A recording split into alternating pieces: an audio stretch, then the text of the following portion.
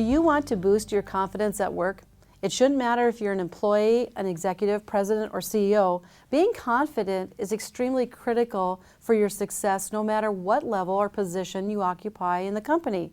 Hi, my name is Dr. Karen Keller. All high achievers have one thing in common. This thing is their self-confidence, their mental attitude of believing in, trusting in, and relying on yourself and your abilities. It's the self-assuredness you have in your own power and personal judgment.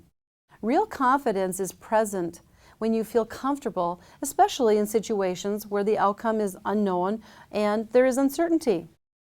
And the place that we often find the unknown and the uncertainty is at work. You struggle trying to second guess if what you're doing will meet with approval. Or you hold back what you are really good at because you fear someone might make fun of you, or they may question or even ridicule you. So the problem isn't always what they do. The problem and the answer is what you do about it. The feelings that you have, which cause you to pause, are directly under your control. It's when you don't take charge of those feelings that you find yourself living and making decisions out of real or imagined fear. Something that we tend to forget is that the most confident people at one time or another are plagued by fears of imagined or actual inadequacies. But the one thing they've done differently than the non-confident person is that they've successfully purged much of the self-doubt and self-limitations from their systems. What did they do?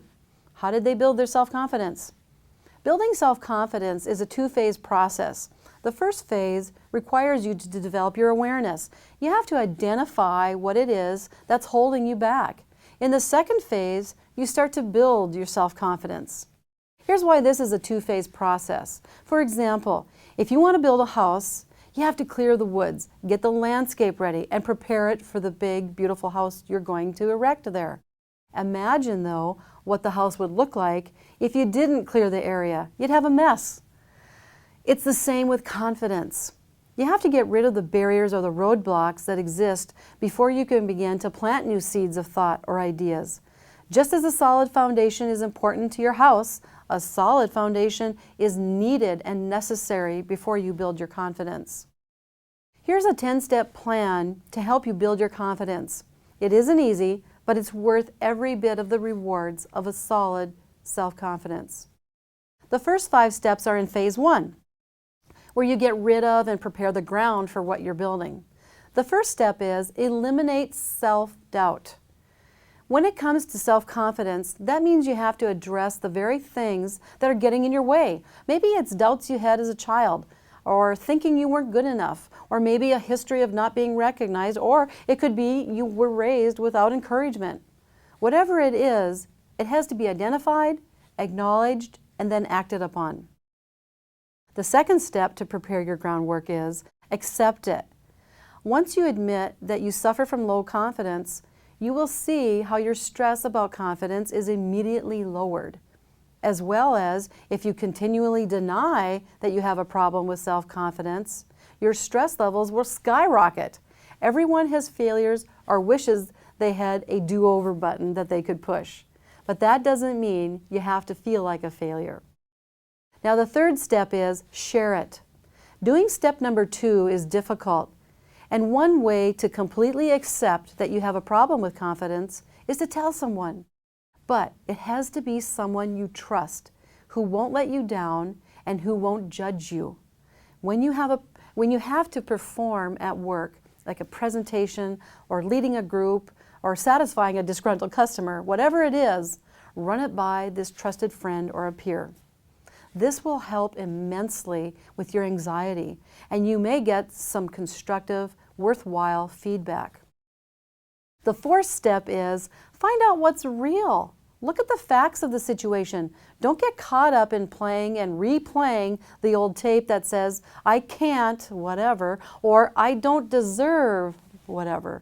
Rather, you need to revisit all the accomplishments that you have, the promotion you got last year, your new responsibilities, the boss asking for your opinion.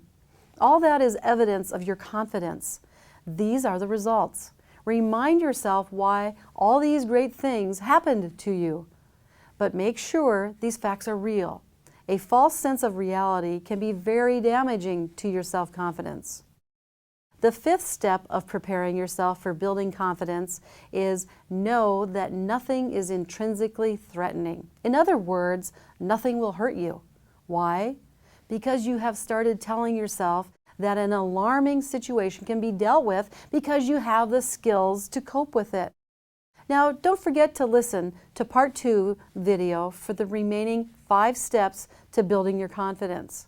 Or if you are ready, you can go to the link on this page or in this video and take the Keller Influence Indicator, which is an assessment that will give you a benchmark from which to measure where you are on the confidence scale.